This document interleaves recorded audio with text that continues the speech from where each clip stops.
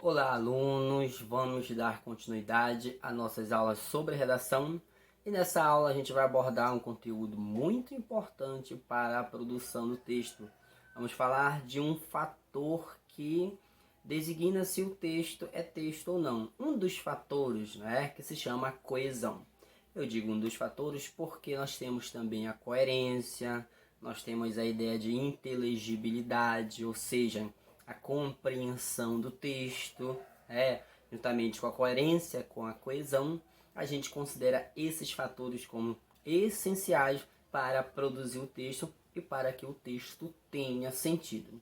Na coesão textual, que é cobrado na competência 4, tá? Diz respeito à amarração do texto, as articulações que são estabelecidas dentro de frases e dentro de períodos, né? A gente tem então a coesão que vai ligar períodos, que vai ligar frases, e tem também a coesão que articula parágrafos. Por isso a gente vai falar de dois conceitos importantíssimos sobre coesão textual e que o aluno precisa estar atento na hora de produzir a redação. Olha só, na matriz de referência para a redação do Enem, a competência 4 se destina a avaliar a capacidade de o participante demonstrar conhecimento dos mecanismos linguísticos. Ele precisa saber como fazer operações coesivas dentro do texto, necessárias para a construção da argumentação. Por que necessário para a construção da argumentação? Porque a coesão ela serve para isso, para deixar as ideias lógicas, as ideias lineares. E se eu tenho uma ideia lógica linear, eu tenho a argumentação. Se os meus períodos, as minhas ideias, vamos chamar de coerência, não estão ligadas, articuladas, eu não tenho a argumentação. Não basta apenas eu ter a ideia, eu tenho que saber articular essas ideias para que haja o chamado encadeamento do texto, ou seja, uma ligação, um enlace entre as informações. Isso significa que, nessa competência, analisa-se como o participante se vale dos recursos coesivos para articular os enunciados de seu texto.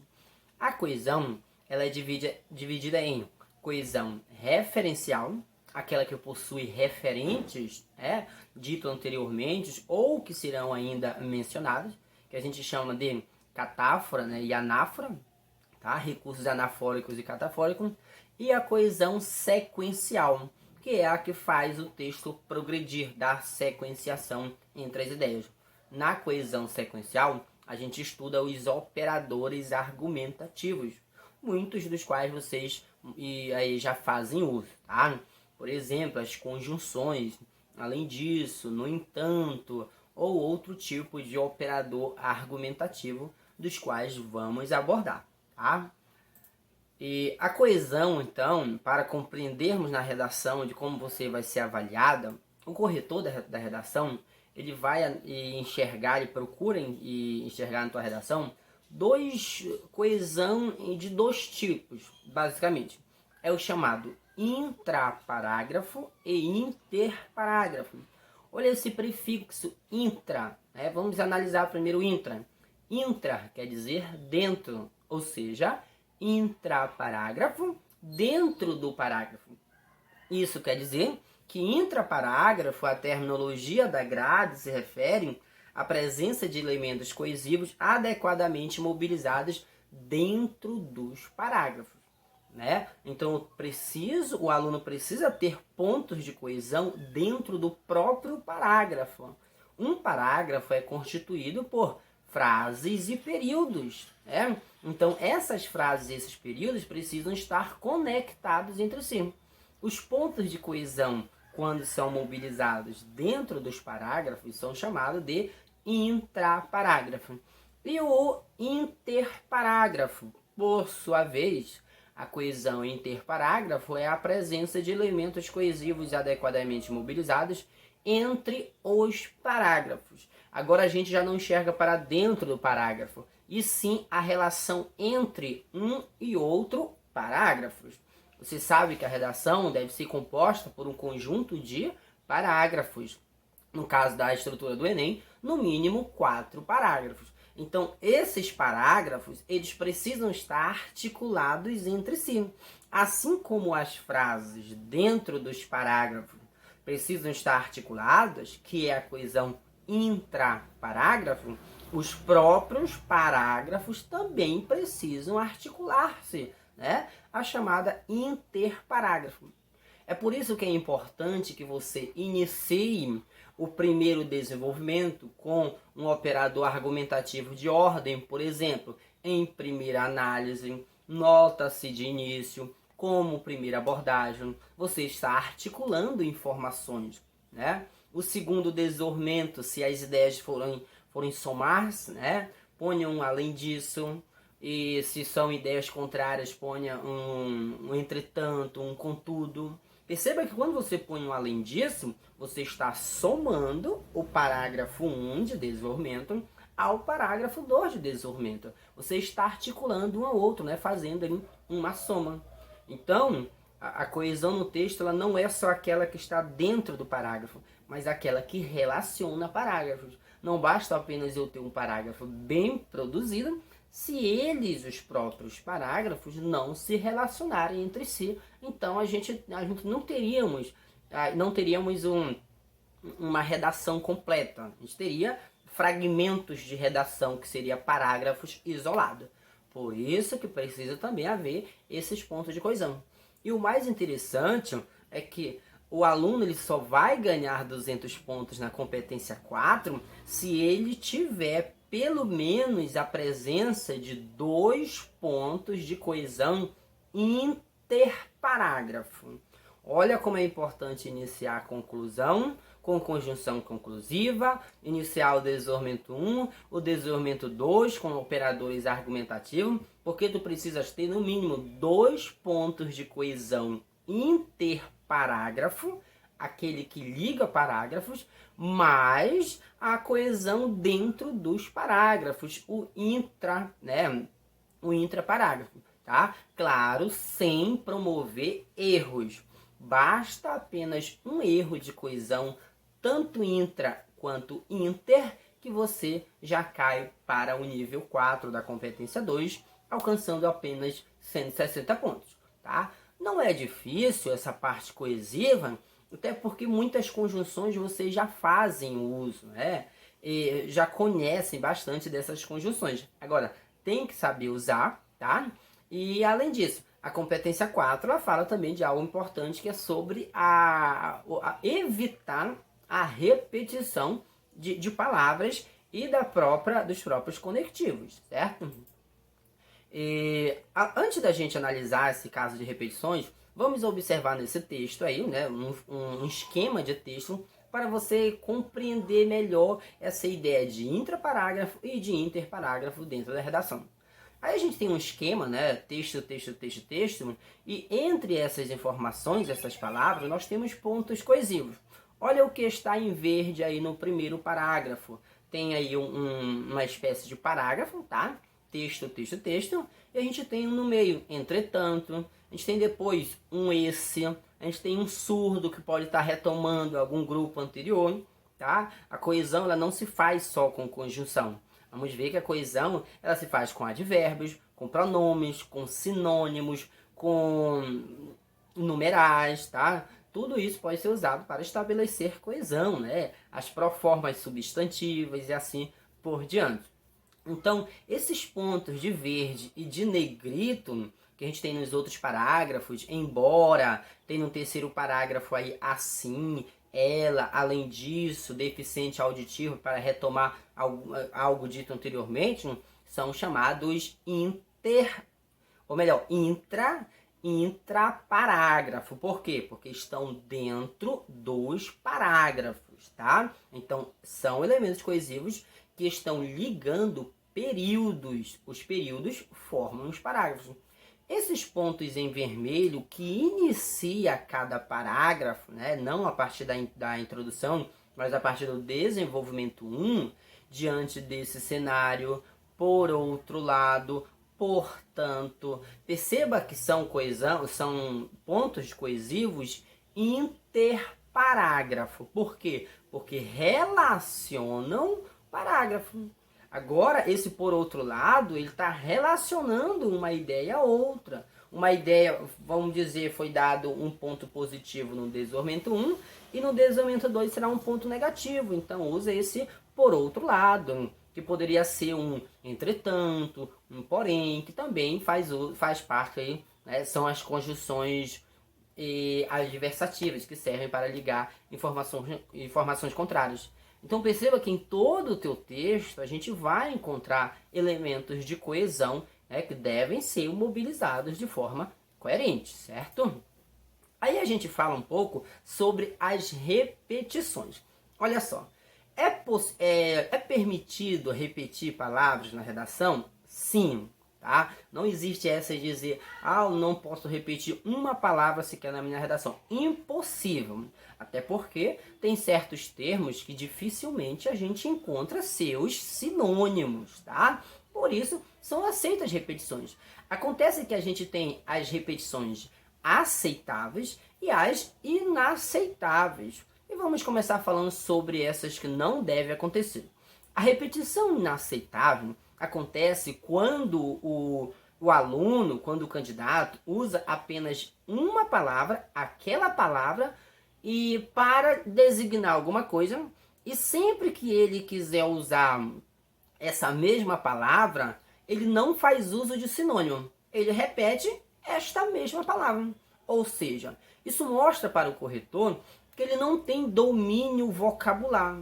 Se ele quer falar, por exemplo, a palavra Brasil, em todo momento ele vai falar a palavra Brasil, né? Ele não conhece a palavra país, a palavra nação, sociedade brasileira, ou outra forma de fazer também o uso dessa retomada, né? E nesse país, nesse local, né? Que também serve como coesão. Então ele sempre vai usar a palavra Brasil para se referir a Brasil. Essa é são tipos de repetições inaceitáveis, tá? Porque mostram um vocabulário pobre, né? O candidato não tem domínio vocabular e não conhece os elementos coesivos que poderiam substituir também essa palavra, fazendo retomados, né, a partir de construções coesivas. Então, essa é a repetição inaceitável. Olha esse exemplo aí, né? Vamos ler um trechinho desta, é uma redação integral, tá? Os gigantes da internet são basicamente um grande filtro onde se passa todas as informações que vão para a própria internet, né? Olha só, vamos atentar a esses pontos em vermelho: internet, depois internet de novo, no final ainda da introdução internet, né? Na segunda linha do desenvolvimento 1, internet, na primeira linha da conclusão, internet, mais abaixo, lá na penúltima linha da redação, internet, né? Então perceba que são muitas repetições para a mesma palavra para designar internet. O candidato não tem conhecimento de outras palavras ou elementos coesivos para substituir a internet, né? Se ele diz os gigantes da internet são basicamente um grande filtro onde se passa todas as informações que vão para a própria internet, ele substituiria, né? Que vão para esse espaço, né? Para navegação em rede, ou seja, estaria substituindo a palavra internet, tá? Mas se usa somente uma palavra para designar ela mesma, desconhecendo as possibilidades de coesão e de sinônimos, então é considerado sim inaceitável, tá? Vamos atentar a como seria uma coesão, uma repetição que se aceite. Olha só, perceba aí nessas marcações, né, que está tracejado em laranja, que o candidato ele repete a mesma palavra, mas ele não usa somente essa mesma palavra para designá-la. Ele faz uso de outras, só que em certo momento ele repete. Mas isso é aceitável. Muitas pessoas utilizam de aplicativos, sites e redes sociais para se interarem a diversos assuntos, tais como notícias econômicas, políticas Ó, diversos assuntos já foi substituído por notícias econômicas. Por quê? Notícias econômicas, políticas, esportivas são diversos assuntos. Perceba que ele não repetiu novamente a palavra diversos assuntos, tá? Porém, muitos destes sites começam a induzir o usuário. Quem são esses usuários? São as pessoas que ele colocou no início da introdução. Perceba que a palavra pessoa ele já substituiu por usuários, né? E há conteúdos. E esse conteúdo já substitui o quê? Diversos assuntos. Ou seja, ele está mesclando as palavras, é a forma correta. Semelhante ao seu gosto ou que muitas pessoas... Aí ele repete a palavra pessoas, como foi colocado no início, só que não é erro. Por quê? Porque ele já usou outros termos para substituir pessoas, como usuários, tá? E acessando, mantendo restrito a um grupo seleto de informações. Informações já substitui diversos conteúdos ou próprias notícias econômicas, tá? Então percebam que aí, embora tenham algumas palavras que se repetem, mas o candidato não faz uso apenas daquela mesma palavra, tá? Então essa é a coesão aceitável, tá? Por quê? Porque isso mostra para o corretor que você tem conhecimento de outras palavras para substituir uma que está usando, tá? Então, dessa forma, a tua repetição é aceitável sim. Não existe isso de dizer, eu não posso repetir uma palavra. Impossível. Todo texto sempre vai haver umas repetições. Mas você tem que fazer uso de outras, como mostrou aí no exemplo, tá? E tratando de coesão, então, ela se divide em dois grupos, como mencionei no início. Coesão referencial, aquela que vai ter o seu referente para frente, chamado de catáfora, ou para trás, chamado de anáfora, ou a coesão sequencial, que é aquela que dá sequência nas informações dentro do texto, que se faz a partir de operadores argumentativos, tá? Vamos analisar nessa aula a coesão referencial. E na aula posterior, trataremos da coesão sequencial, tá? A referencial, então, que pode ser por catáfora ou por anáfora, ela é dividida em outros grupos aí, ou seja, em outras ocorrências desse tipo de coesão, tá? Primeiro, por substituição, por proformas, ou seja, usa-se um pronome, usa-se um advérbio, usa-se um verbo e outras classes para substituir uma palavra já dita. A coesão ela serve para isso. Muitas das vezes a coesão, no caso a referencial, ela é para substituir um termo já dito, para que evite assim a repetição, tá? Olha só, jovens profissionais surdos ingressaram no mercado de trabalho. Eles encontraram muitas dificuldades. Eles quem? Jovens profissionais surdos. Perceba que esse eles tem o seu referente, por isso que se chama de referencial. Qual é o referente de eles? Jovens profissionais surdos. Perceba que se não usássemos o eles, seria repetido. Seria mais ou menos assim. Jovens profissionais surdos ingressaram no mercado de trabalho. Jovens profissionais surdos encontraram muitas dificuldades. Claro que ficaria um texto pobre, um texto repetitivo, chato de ler, tá? A coesão, então, substitui, evita isso. Então, eles retomam, daí o nome referencial, jovens profissionais surdos. E a gente chama esse tipo de coesão anafórica, aquela que tem um referente. O Instituto Nacional de Educação de Surdos e Inês acolhe crianças que não ouvem. Lá, todos os professores sabem Libras. Lá onde? No Instituto Nacional de Educação de Surdos e Inês. Perceba que o lá substituiu tudo isso. Esse advérbio lá é um elemento referencial, de coesão referencial, novamente anafórico, porque tem seu referente atrás, tá? Então, olha só, com uma única palavra pequena, um advérbio lá, fez a substituição praticamente de toda uma linha, tá? A coesão serve para isso. Deixa a informação, deixa a fala, deixa o texto mais linear, evitando assim essas repetições excessivas que acabam empobrecendo o texto. Outro ponto de coesão referencial é por uso de elipse. O que é a elipse? É uma marcação vazia, tá? A elipse seria mais ou menos assim. É quando não se quer mostrar, falar um termo, a gente usa uma posição vazia, você vai já entender, para não estar repetindo. Ou seja, um termo falado anteriormente fica escondido, tá? Isso marca elipse.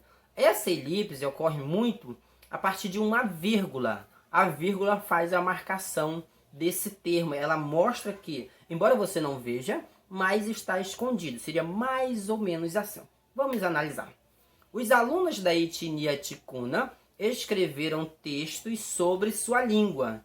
E os da etnia terena sobre as histórias de seus avós. Você já percebeu que existem palavras subentendidas, ou seja, escondidas, que não foram repetidas. Vamos desvendar essas palavras? Os alunos da etnia ticuna escreveram textos sobre suas línguas. E os alunos da etnia terena escreveram sobre as histórias de seus avós.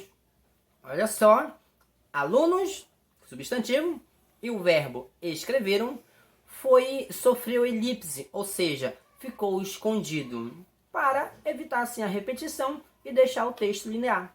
Então essa é a elipse, é quando a gente não mostra um termo e deixa o escondido a partir de uma vírgula, tá?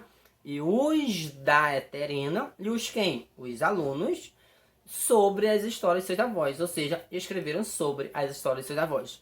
Por que há essa possibilidade de escondermos um termo? Porque eles já foram falados anteriormente, estão logo atrás.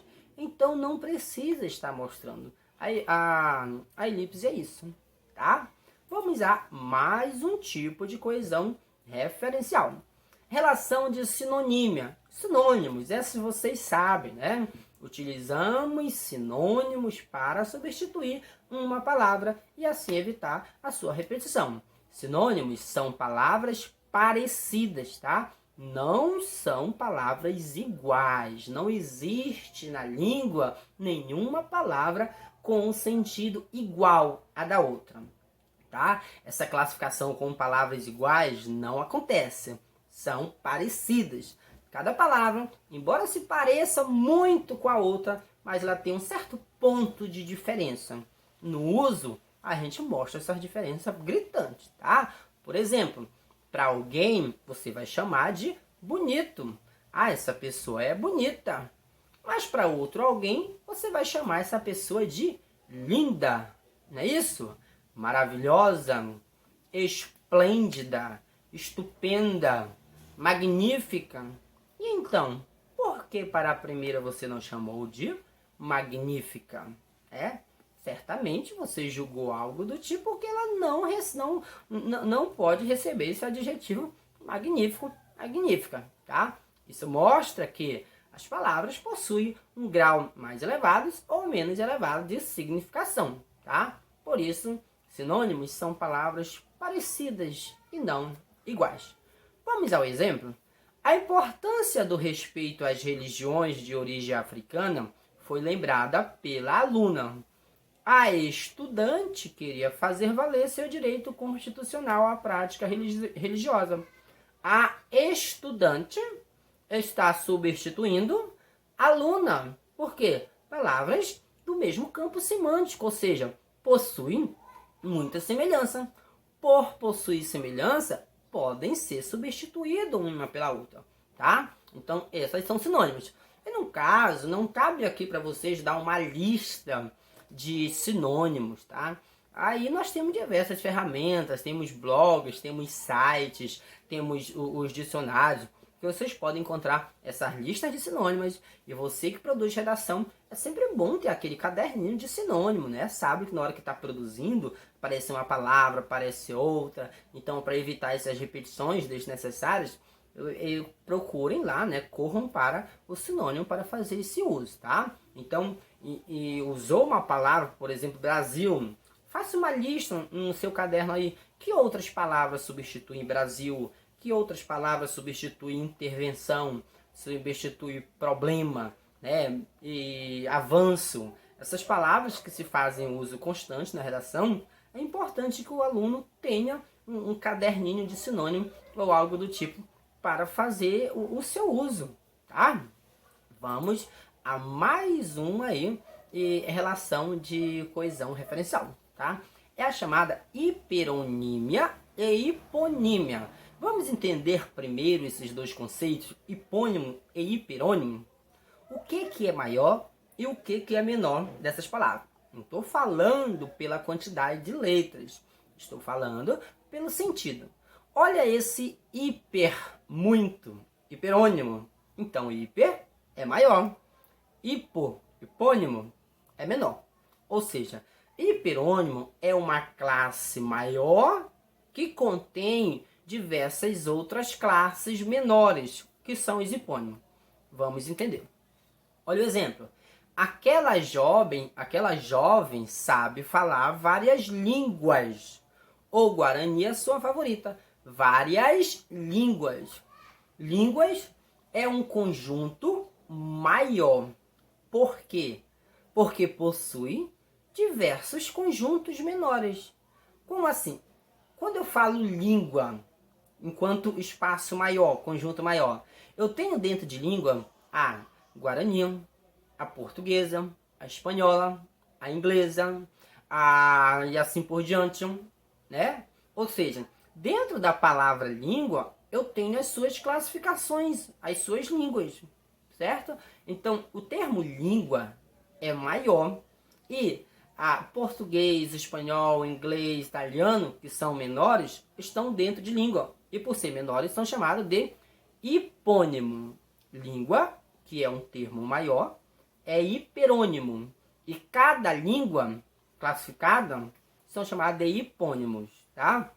Então isso é possível também como relação coesiva. Aquela jovem sabe falar várias línguas. Para não se repetir de novo, a língua guarani é a sua favorita, né? A língua guarani é a sua favorita, e repetir língua e língua, põe a guarani. Por quê? Porque sabemos que guarani é uma língua, tá? Olha só, quando eu digo animais, é uma classe maior, é chamado de hiperônimo. E as classes menores, ou seja, os próprios animais, eles são chamados de hipônimo. Animais, aí dentro de animais eu tenho o boi, o cavalo, a vaca, tá? Que são classes menores, tá? E a nossa última classificação aí, né? Nossa última ocorrência de coesão referencial são os nomes genéricos. Como assim?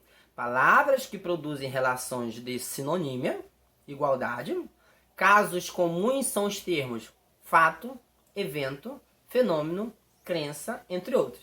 São palavras que a gente não vai considerar como palavras de significado vazio, tá? Na verdade, são termos genéricos, tá? Assim, na redação, você vai evitar alguns termos vazios, tá? Quais são eles? Coisa, negócio, algo, tá? Ocorre uma coisa no Brasil que não sei o que. Não use isso. Palavra vazia, o coisismo, né? E essa situação é algo que não deve acontecer. Não use algo também, né? E o negócio, como também se referia a uma informação vazia. No Brasil ocorre um negócio que não agrada a população. Não faça uso desses três termos. Mas esses outros, fato, evento, sinônimo, crença, fenômeno, pode ser utilizado, tá? Vamos ao exemplo? Algumas pessoas entrevistadas acreditam não existir feminicídio. A hipótese... Que hipótese?